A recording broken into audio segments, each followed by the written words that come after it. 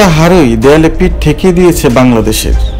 শ্রীলঙ্কার কাছে দ্বিতীয় ম্যাচে ওই হার এখন লিটন দাসের দলের সামনে জয় বাদে অন্য কোনো বিকল্প খোলা রাখেনি। আফগানিস্তানের বিপক্ষে সেই লড়াইয়ে আজ মাঠে নামছে বাংলাদেশ। আর এই ম্যাচকে সামনে রেখে একাদশে আসতে পারে এক গাদা পরিবর্তন।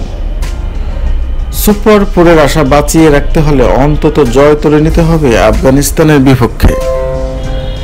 এরপরও অবশ্য বাংলাদেশের বিদায় নেওয়াটা শঙ্কা থেকে যায়। যদি অন্য ম্যাচের ফলাফল পক্ষে না আসে তাহলে আফগানিস্তানকে হারিয়েও ঢাকার বিমানে উঠতে হতে পারে লিটনদের। তবে সেটা অনেক পরের বিষয়, আগে নিজেদের কাজটা করা জরুরি। বাংলাদেশ আজ সে লক্ষ্য নিয়েই মাঠে নামবে। এই ম্যাচে একাদশে বিরাট পরিবর্তনের সম্ভাবনা আছে।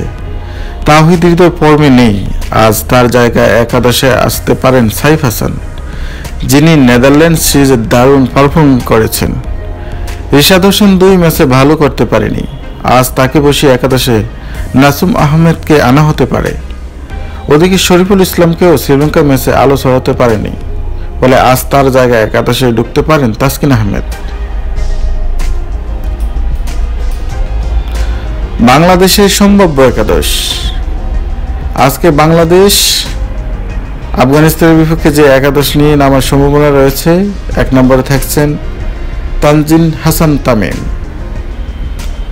2 নম্বরে পারভেজ হোসেন ইমন, 3 নম্বরে থাকছেন অধিনায়ক লিটন কুমার দাস, 4 নম্বরে সাইফ হাসান, 5 নম্বরে শামীম পাটোয়ারি, 6 নম্বরে জাকের আলী অনিক, 7 নম্বরে শেখ মাহিদি, 8 নম্বরে তানজিন হাসান সাকিব, 9 নম্বরে থাকছেন নাসুম আহমেদ,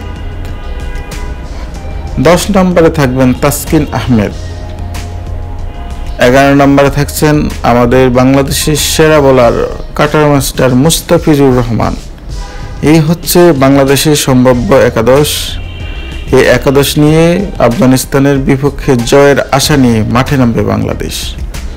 তো প্রিয় বন্ধুরা, খেলাধুলা বিষয়ক সকল তথ্য পেতে এই চ্যানেলটি সাবস্ক্রাইব করে রাখুন এবং এই চ্যানেলের নামে একটি ফেসবুক পেজ রয়েছে, সেখানে গিয়ে ফলো দিয়ে রাখতে পারেন। আজকে এই পর্যন্ত, সবাই ভালো থাকবেন, সুস্থ থাকবেন।